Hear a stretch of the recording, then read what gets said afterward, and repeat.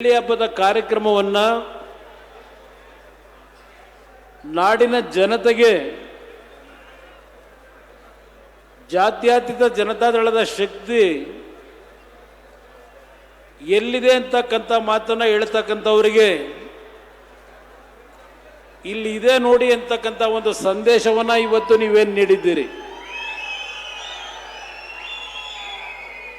ನಿಮ್ಮೆಲ್ಲರಿಗೆ ಈ ಕಾರ್ಯಕ್ರಮದಲ್ಲಿ ಭಾಗವಹಿಸಿರ್ತಕ್ಕಂಥ ಎಲ್ಲ ನನ್ನ ತಂದೆ ತಾಯಂದಿರು, ಯುವಕ ಸ್ನೇಹಿತರು,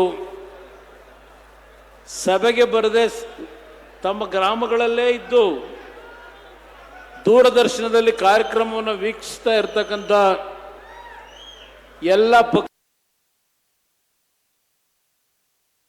ನನ್ನ ಗೌರವಪೂರ್ವಕವಾದ ವಂದನೆಗಳನ್ನು ಸಲ್ಲಿಸಲಿಕ್ಕೆ ಬಯಸ್ತಾ ಇದ್ದೇನೆ.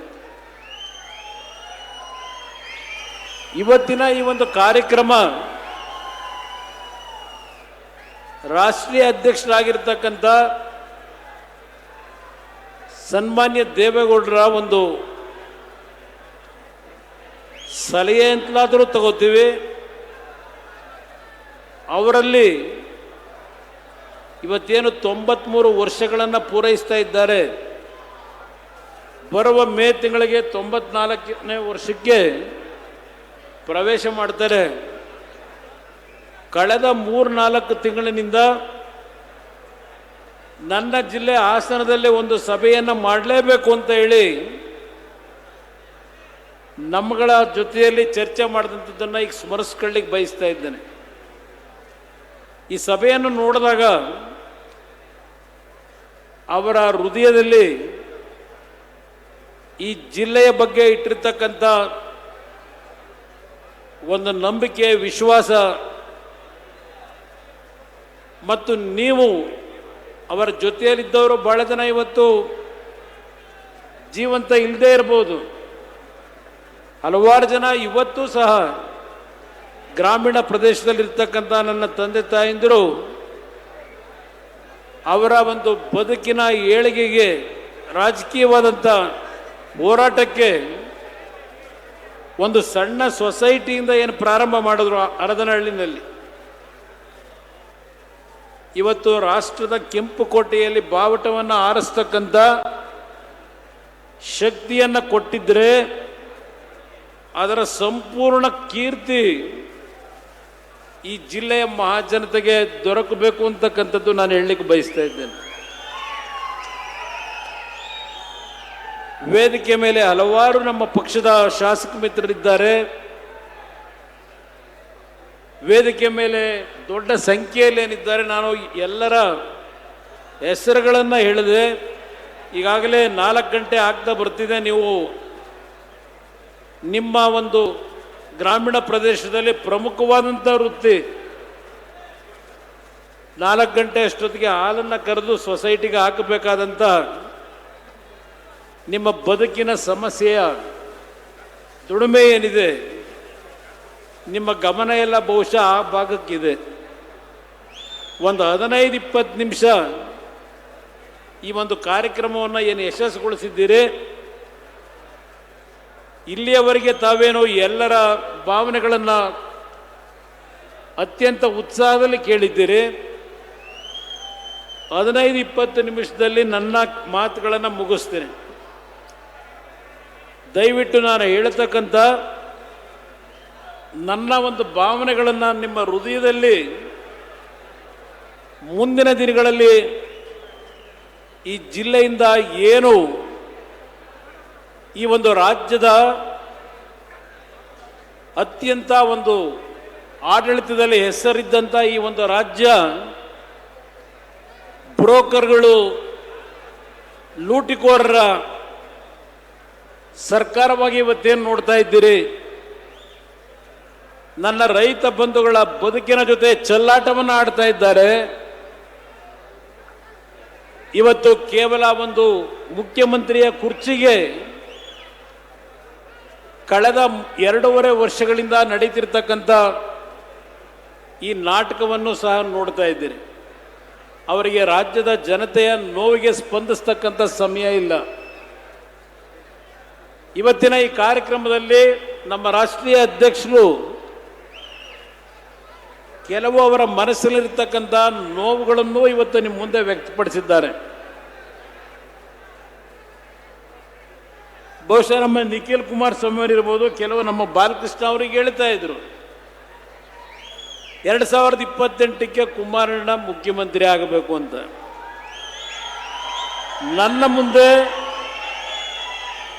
ನನ್ನ ಮುಂದೆ ಮುಖ್ಯಮಂತ್ರಿ ಆಗಬೇಕು ಅನ್ನೋದಕ್ಕಿಂತ ಪ್ರಮುಖವಾದಂಥ ಸವಾಲಿರ್ತಕ್ಕಂಥದ್ದು, ಈಗಾಗಲೇ 2 ಬಾರಿ ನಾಡಿನ ಹಿರಿಯರ ಆಶೀರ್ವಾದ, ದೇವರ ಅನುಗ್ರಹದಲ್ಲಿ ಸಂಪೂರ್ಣ ಬಹುಮತದ ಸರ್ಕಾರ ಹಿಂದೆ ಇದ್ದರೂ 2 ಬಾರಿ ಈ ರಾಜ್ಯದಲ್ಲಿ ಮುಖ್ಯಮಂತ್ರಿ ಆಗಿದ್ದೇನೆ. ನನಗೆ ಮುಖ್ಯಮಂತ್ರಿ ಸ್ಥಾನಕ್ಕಿಂತ ಇವತ್ತು ಈ ನಾಡು ಯಾವ ದಿಕ್ಕಿನಲ್ಲಿ ಹೋಗ್ತಾ ಇದೆ, ಈ ಸರ್ಕಾರ ಯಾವ ರೀತಿ ನಡೀತಾ ಇದೆ, ಇದನ್ನು ಸರಿಪಡಿಸ್ತಕ್ಕಂಥದ್ದು ನಮ್ಮೆಲ್ಲರ ಜವಾಬ್ದಾರಿ ಇದೆ. ಈ ರಾಜ್ಯ ಸಂಪತ್ತು ಭರಿತವಾದಂಥ ರಾಜ್ಯ.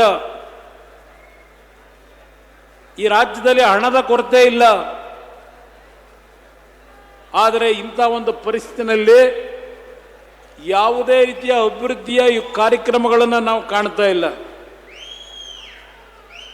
ಈಗ ಇಲ್ಲಿ ಮಾತನಾಡಬೇಕಾದ್ರೆ ಹೇಳ್ತಾ ಇದ್ರು, 2 ಸಮಾವೇಶಗಳನ್ನು ಕಾಂಗ್ರೆಸ್ನ ಸರ್ಕಾರದ ಮುಖ್ಯಮಂತ್ರಿ, ಉಪಮುಖ್ಯಮಂತ್ರಿ, ಹಲವಾರು ಮಂತ್ರಿಗಳು ಸೇರಿ ಮಾಡಿದ್ದಾರೆ ಹಾಸನದಲ್ಲಿ. ಆ ಕಾರ್ಯಕ್ರಮದಲ್ಲಿ ಈ ಜಿಲ್ಲೆಗೆ ದೇವೇಗೌಡರು, ರೇವಣ್ಣ ಅವರು ಕೊಟ್ಟಿರ್ತಕ್ಕಂಥ ಕೊಡುಗೆ ಏನು ಅಂತಕ್ಕಂಥ ಪ್ರಶ್ನೆಯನ್ನು ಇಟ್ಟಿದ್ದಾರೆ. ಇತ್ತೀಚೆಗೆ ನಡೆದಂಥ ಲೋಕಸಭೆಯಲ್ಲಿ ಕೆಲವು ನಮ್ಮ ತಪ್ಪುಗಳಿಂದ ಚುನಾಯಿತರಾಗಿರ್ತಕ್ಕಂಥ ಲೋಕಸಭಾ ಸದಸ್ಯ, ಇನ್ನೂ ನಾನು ಕೆಟ್ಟ ಪದವನ್ನು ಬಳಸಲ್ಲ, ಸಣ್ಣ ಪದವನ್ನು ಬಳಸಲ್ಲ, ಮೊನ್ನೆ ದಿನ ಮಾತಾಡಿದ್ದು ನೋಡಿದ್ದೇನೆ. ಪಾಪ ಅವರು ನಮ್ಮನ್ನು ಪ್ರಶ್ನೆ ಮಾಡ್ತಾರೆ, ಏನು ಕೊಡುಗೆ ಕೊಟ್ಟಿದ್ದಾರೆ ಅಂತ ಹೇಳಿ. ನಾನು ಈ ನಾಡಿನ ಜನತೆಗೆ ಈ ವೇದಿಕೆಯ ಮುಖಾಂತರ ಹಳೆಯ ಒಂದು ವಿಷಯವನ್ನು ನೆನಪಿಸ್ಕೊಳ್ಳಲಿಕ್ಕೆ ಬಯಸ್ತಾ ಇದ್ದೇನೆ. ದೇವೇಗೌಡರು ಮಾತನಾಡಬೇಕಾದರೆ 1989ನೇ ಇಸ್ವಿ ಹೊಳೆನರಸೀಪುರದಲ್ಲಿ ಪ್ರಥಮ ಬಾರಿಗೆ ಅವರು ಸೋಲಬೇಕಾಯಿತು. ಅವತ್ತಿನ ಸೋಲು ಅವರ ಒಂದು ಅಪರಾಧದಲ್ಲ. ಕೆಲವು ವಿಷಯ ಪ್ರಸ್ತಾಪ ಮಾಡಿದ್ದಾರೆ. ಕುತಂತ್ರದ ರಾಜಕಾರಣದಿಂದ ದೇವೇಗೌಡರು ಸೋತಂಥದ್ದು ದೇವೇಗೌಡರಿಗೆ ಆದಂಥ ನಷ್ಟ ಅಲ್ಲ, ಅದು ನಮ್ಮ ಕಾವೇರಿ ಜಲಾನಯ ಪ್ರದೇಶದ ಜನತೆ, ನನ್ನ ರೈತರೇನಿದ್ದೀರಿ, ನಿಮ್ಮಗಳಿಗೆ ಆದಂಥ ನಷ್ಟ. ದೇವೇಗೌಡರ ಮೇಲೆ ಇದ್ದಂಥ ಒಂದು ಅಸೂಯೆ, ಹೊಳೆನರಸೀಪುರದಲ್ಲಿ ಗೆದ್ದಂಥ ವ್ಯಕ್ತಿಯನ್ನ, ಶಾಸಕರನ್ನ, ಯಾವ ದೇವೇಗೌಡರು ಅವರ ಜೀವನವೆಲ್ಲ ನೀರಾವರಿಗೆ ಅವರ ಜೀವನ ಮುಡುಪಿಟ್ಟಿದ್ರು, 1962ನೇ ಇಸ್ವಿನಲ್ಲಿ ವಿಧಾನಸಭೆಗೆ ಪ್ರವೇಶ ಮಾಡಿ ಒಂದು ಖಾಸಗಿ ನಿರ್ಣಯವನ್ನು ಕಾವೇರಿ ನೀರಿನ ವಿಷಯದಲ್ಲಿ ವಿಧಾನಸಭೆಯಲ್ಲಿ ಪ್ರಥಮವಾಗಿ ಮಂಡನೆ ಮಾಡಿದಂಥ ಒಬ್ಬ ರಾಜಕಾರಣಿ, ಜನಪ್ರತಿನಿಧಿ ಇದ್ದರೆ ಈ ಜಿಲ್ಲೆಯಿಂದ ಆಶೀರ್ವಾದ ಮಾಡಿ ಏನು ಕಳಿಸಿದ್ರಿ, ಇವತ್ತು ನೀವು ಅವ್ರನ್ನ ತಾತ ಅಂತ ಕರೀಬಹುದು. ಅವತ್ತು ಪ್ರಥಮವಾಗಿ ಅವರು 27-28ನೇ ವಯಸ್ಸಿನಲ್ಲಿ ನೀವು ಆಶೀರ್ವಾದ ಮಾಡಿದಾಗ ನಿಮ್ಮ ಮನೆಯ ಮಗನನ್ನ ಇವತ್ತು ಕರ್ನಾಟಕದ ನೀರಾವರಿಯ ಹೋರಾಟಕ್ಕೆ ಕಳಿಸ್ತಾ ಇದ್ದೀರಿ ಅಂತಕ್ಕಂಥ ನಂಬಿಕೆಯಿಂದ ಕಳಿಸಿದ್ದೀರಿ. ಅವರ ಜೀವನ ಎಲ್ಲ ನಿರಂತರವಾಗಿ ನೀರಾವರಿಗೆ ಹೋರಾಟ ಮಾಡಿದ್ದಾರೆ. 89ರಲ್ಲಿ ಅವರು ಸೋತ ಹಿನ್ನೆಲೆ ಹೊಳೆನರಸೀಪುರದಿಂದ ಅವರ ವಿರುದ್ಧ ಗೆದ್ದಂಥ ವ್ಯಕ್ತಿಯನ್ನು ನೀರಾವರಿ ಮಂತ್ರಿ ಮಾಡಿದ್ರು. ನನ್ನ ಮಾಧ್ಯಮದ ಸ್ನೇಹಿತರು ಈ ವಿಷಯಗಳನ್ನು ಜನತೆಗೆ ನೆನಪಿಸಬೇಕು ಅನ್ನೋದು ನನ್ನ ಮನವಿ. ಅವತ್ತಿನ ಸರ್ಕಾರದ ಮುಖ್ಯಮಂತ್ರಿಗಳು ಯಾವ ತಮಿಳುನಾಡಿನಲ್ಲಿ ನೀರಿನ ಅಭಾವ ಅಂತೇಳಿ ತಮಿಳುನಾಡಿನ ನೀರಾವರಿ ಸಚಿವರು ರಾಜ್ಯದ ನೀರಾವರಿ ಮಂತ್ರಿಗಳನ್ನು, ಮುಖ್ಯಮಂತ್ರಿಗಳನ್ನು ಭೇಟಿ ಮಾಡಲಿಕ್ಕೆ ಬಂದರೆ ಭೇಟಿಗೆ ಅವಕಾಶ ಕೊಡಲಿಲ್ಲ ಅವರು. ಯಾವೊಂದು 50 ವರ್ಷದ ಅವಧಿ ಮೀರಿ, ಹಿಂದೆ ಬ್ರಿಟಿಷ್ನವ್ರ ಕಾಲದಲ್ಲಿ ಏನು KRS ಕಟ್ಟಬೇಕಾದರೆ ಅಗ್ರಿಮೆಂಟ್ ಆಗಿತ್ತು, ಆ ಅವಧಿ ಮೀರಿ ಹೋಗಿತ್ತು. ಮತ್ತೆ ಪುನಃ ಟ್ರಿಬ್ಯುನಲ್ನ ರಚನೆ ಮಾಡಬೇಕಾದಂಥ ಒಂದು ಪರಿಸ್ಥಿತಿ ಆಗ.